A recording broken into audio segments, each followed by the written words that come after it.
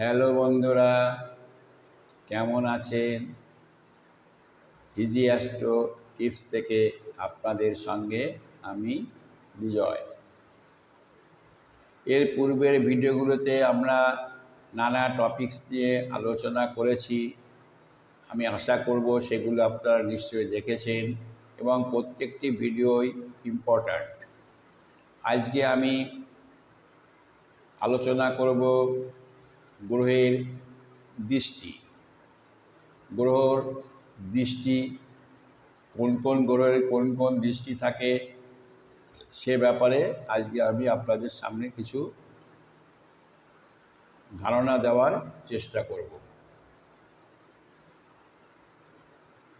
আমরা জানি বা জানি না, এক্ষেত্রে গ্রহ তিনটি গ্রহ আছে যাদের দৃষ্টি বহুমুখী, আর বাকি সব গ্রহের একমুখী দৃষ্টি থাকে।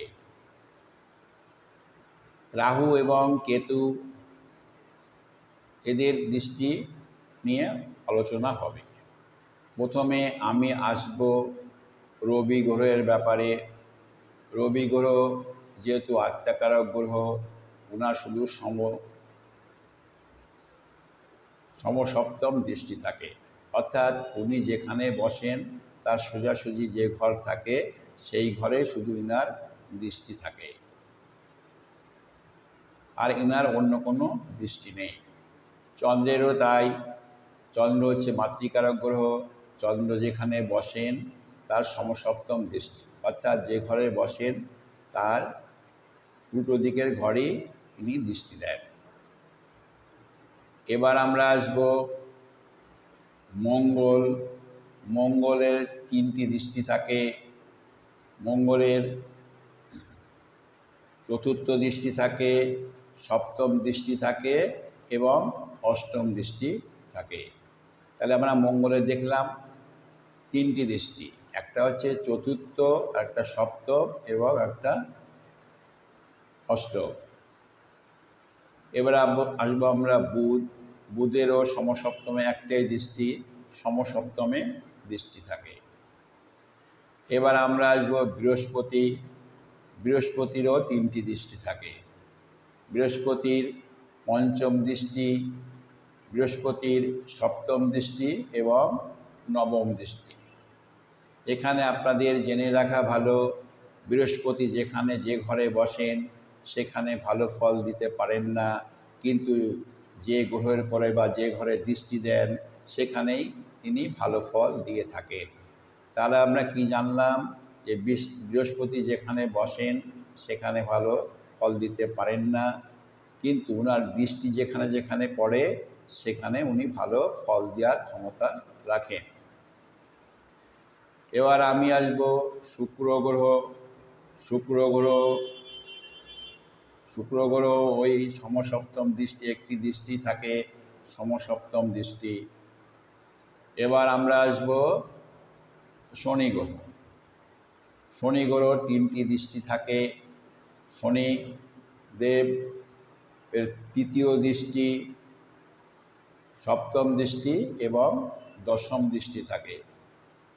এখানে আপনাদের এ ব্যাপারে একটু জানিয়ে রাখা ভালো যে শনিদেব যেখানে বসেন সেখানে ভালো ফল দেওয়ার চেষ্টা করেন, কিন্তু যেখানে দৃষ্টি দেন সেখানে ইনার দৃষ্টি খুব খারাপ হয়ে থাকে। ওই জন্য আপনারা শুনে থাকবেন যে বলে যে তোর জীবনে শনির দৃষ্টি পড়েছে। এই শনিদেবের দৃষ্টি খুব মারাত্মক হয়ে থাকে।